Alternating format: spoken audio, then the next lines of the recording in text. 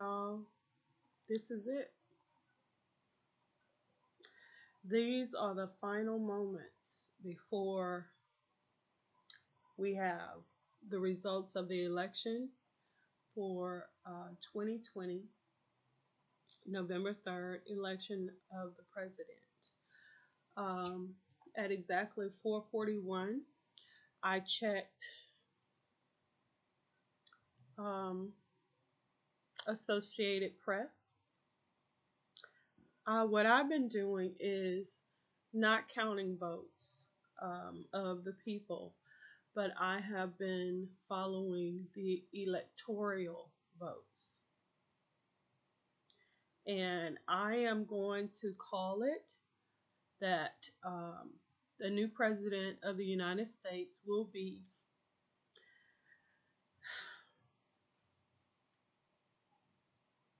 Joseph Biden, His Honor Joseph Biden, Uncle Joe. I feel like, Trump knew that he couldn't beat Joe Biden. And he was right.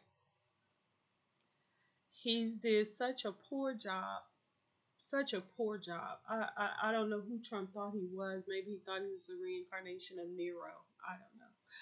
But the electoral votes stand at Joe Biden 264. We need 270.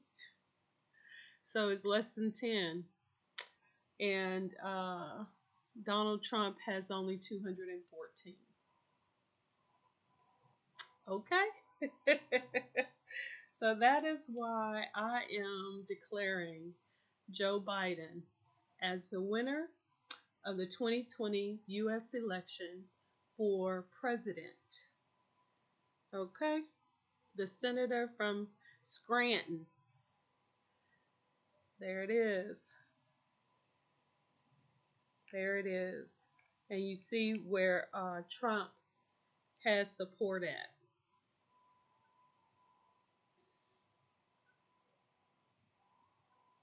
Yeah, it's a done deal. It's a done deal. I'm going to go ahead on and call it. It is 4:47 p.m. Um, November the 4th, 2020. Um, they are still counting ballots, but I'm pretty sure that as they count it, it's just going to be more and more votes for Joe Biden and Kamala Harris. Okay?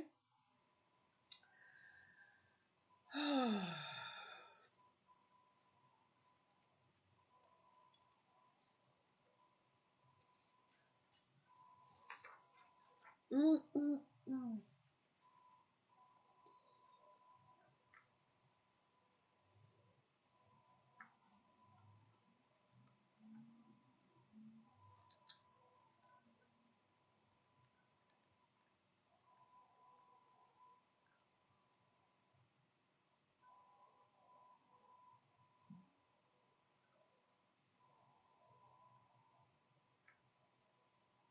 So I'm gonna go ahead on it and read a speech. Okay.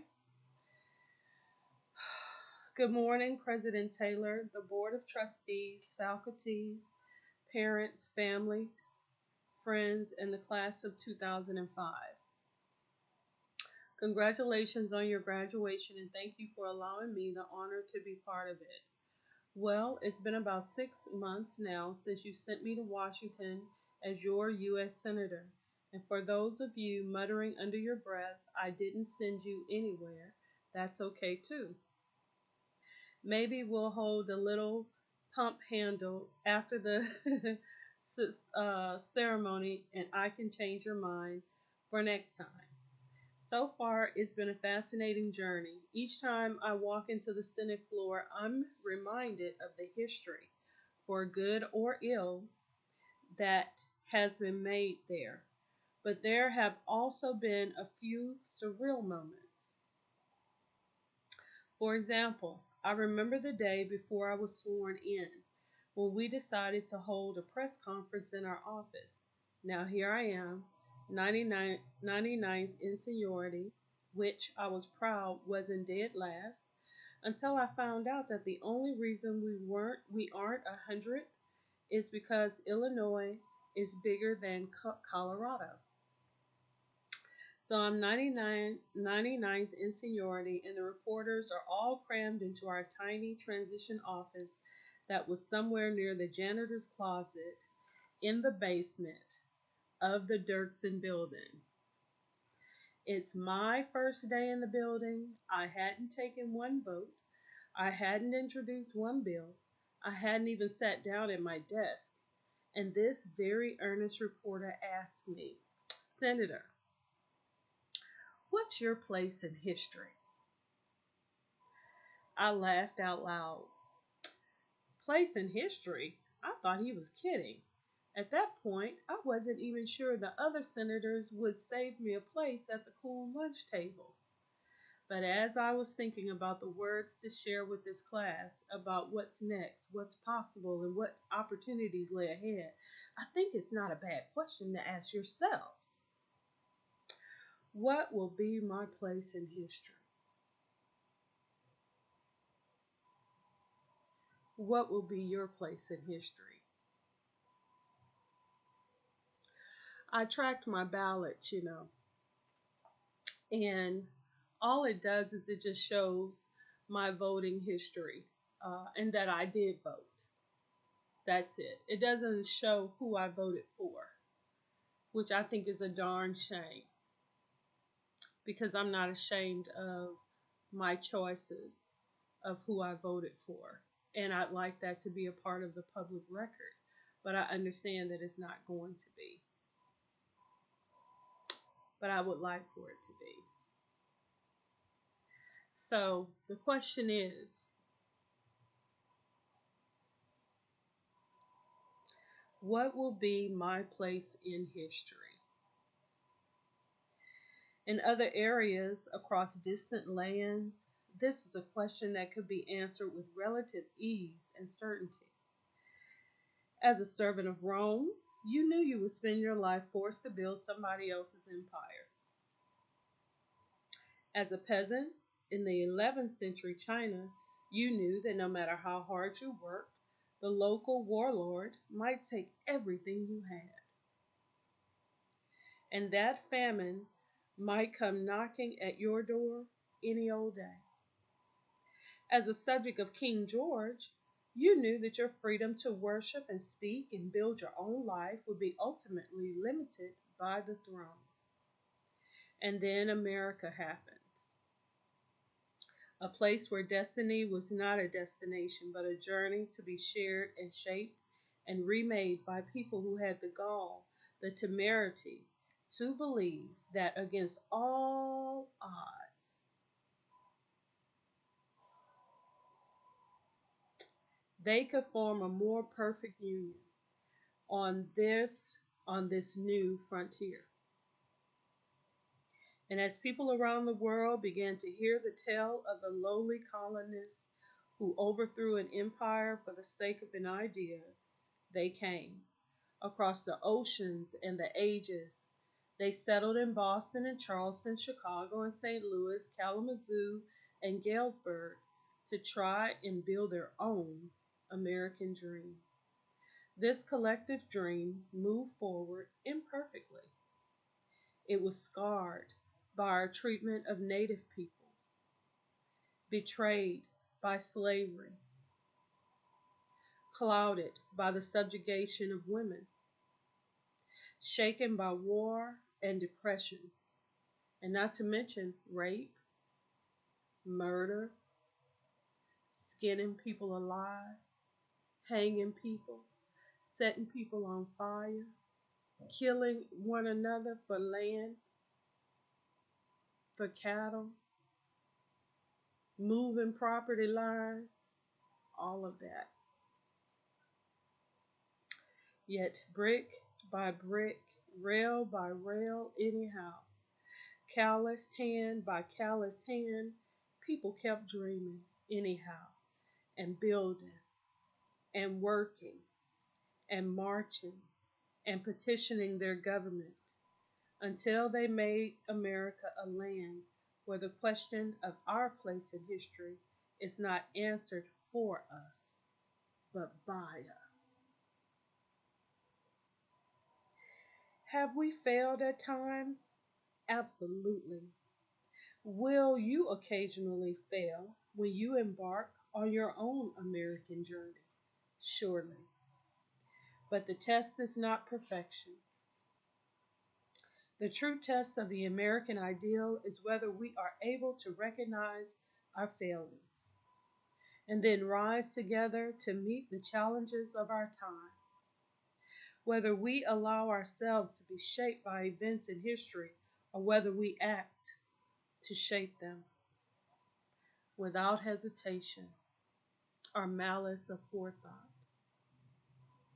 Whether chance of birth or circumstance decides life's big winners and losers, or whether we build a community where at the very least everyone has a chance to work hard, get ahead, and reach their dreams. We have faced this choice before. At the end of the Civil War, when farmers and their families began moving into the cities to work in the big factories that were sprouting up all across America, we had to decide, do we do nothing and allow the captains of industry and robber barons to run roughshod over the economy and workers by competing to see who can pay the lowest wage at the worst working conditions? We're here, y'all. This is where we are. This is where we are right now. We chose then to act and we rose together. And when some folks didn't want to do that, we wrote NAFTA so that business could continue, so that industry couldn't be stopped by those Americans who didn't want to work together, who wanted to pick and choose which Americans would be successful and which would not. So we chose none. Either we all rise together or we gonna all fall together.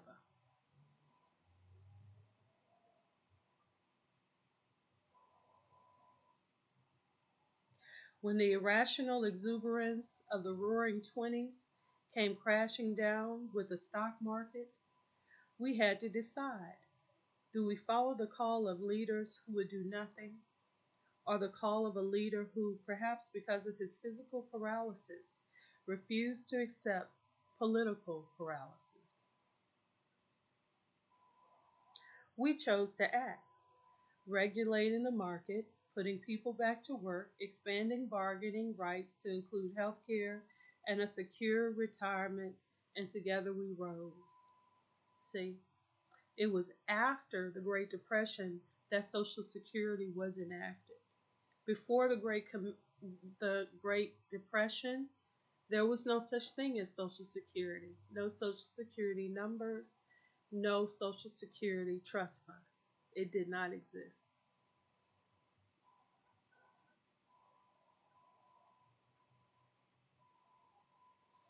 When World War II required the most massive home front mobilization in history, and we needed every single American to lend a hand, we had to decide. Do we listen to the skeptics who told us it wasn't possible to produce that many tanks and planes? Or did we build Roosevelt's arsenal for democracy and grow our economy even further by providing our returning heroes with a chance to go to college and own their own home? Who built those planes? Women did. The wives and the mothers and the girlfriends and the sisters and the daughters rolled up their sleeves, put their hair in headscarves, put on overalls and gloves, and they built those planes. The women did that.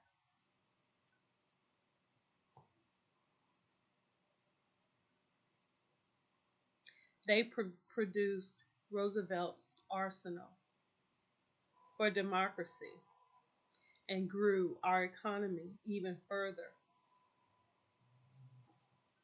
The returning men came back with the GI Bill. But even so, German prisoners of war from World War II were treated better than black soldiers who fought on the American side. German prisoners of war were treated better than black soldiers who risked their lives in World War II.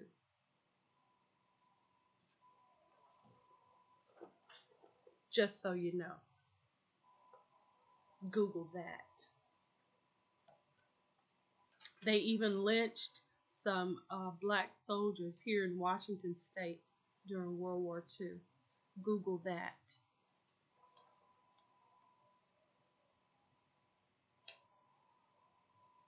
Today, at the beginning of this young century, we have to decide again. But this time, it's your turn to choose. Here in Galesburg, you know what this new challenge is. You've seen it. You see it when you drive by the old Maytag plant around lunchtime and no one walks out anymore. I saw it during the campaign when I met the union guys who used to work at the plant and now wonder what they're going to do at 55 years old without a pension or health care.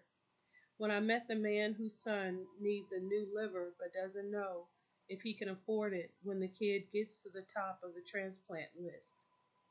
It's as if someone changed the rules in the middle of the game and no one bothered to tell these people. And in reality, the rules have changed. It started with technology and automation that rendered entire occupations obsolete. When was the last time anybody here stood in line for the bank teller instead of going to the ATM or talked to a switchboard operator? Then companies like Maytag were able to pick up and move their factories to some third world country thanks to NAFTA, where workers are a lot cheaper than they are in the US and where white employees will not lynch black foremen and supervisors because they don't want them to have a position of authority even though they work their behind to get it.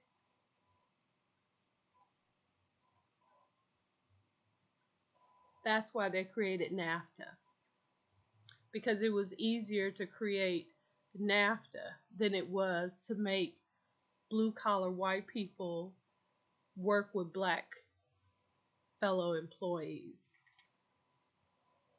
and for the workplace to be a fair place for all Americans. That's why they made NAFTA. It wasn't because third world workers were cheaper. It's because of racism.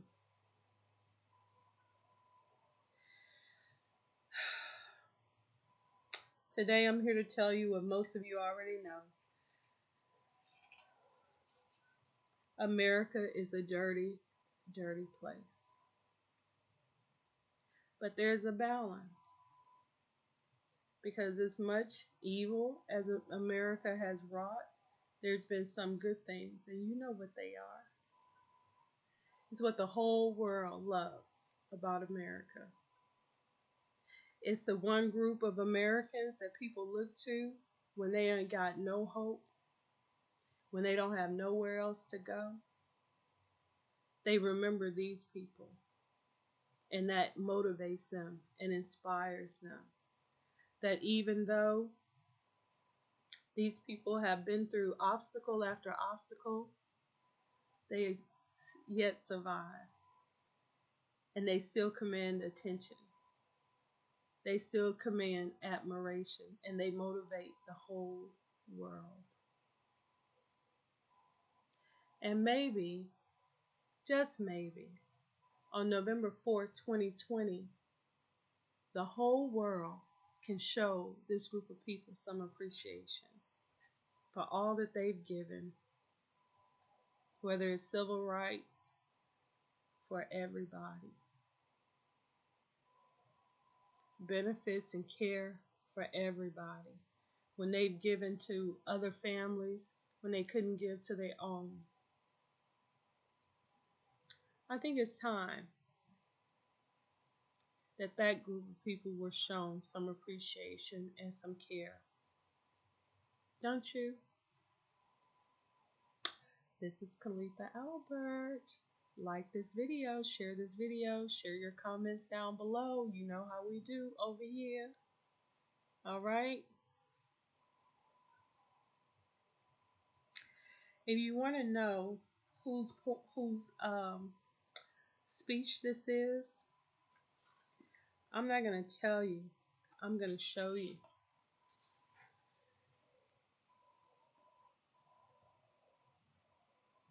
Can you see that?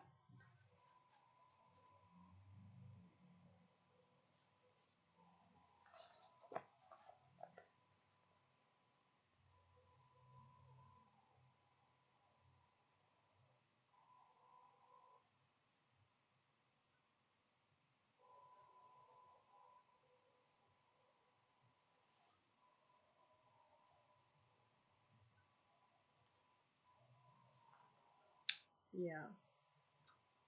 Let me give you the page number.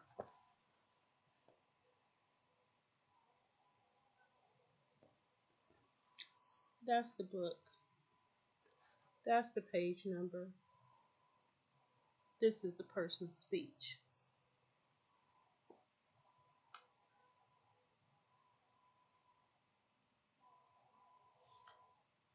Until you do right by me. until you do right by me, everything you think about is gonna crumble.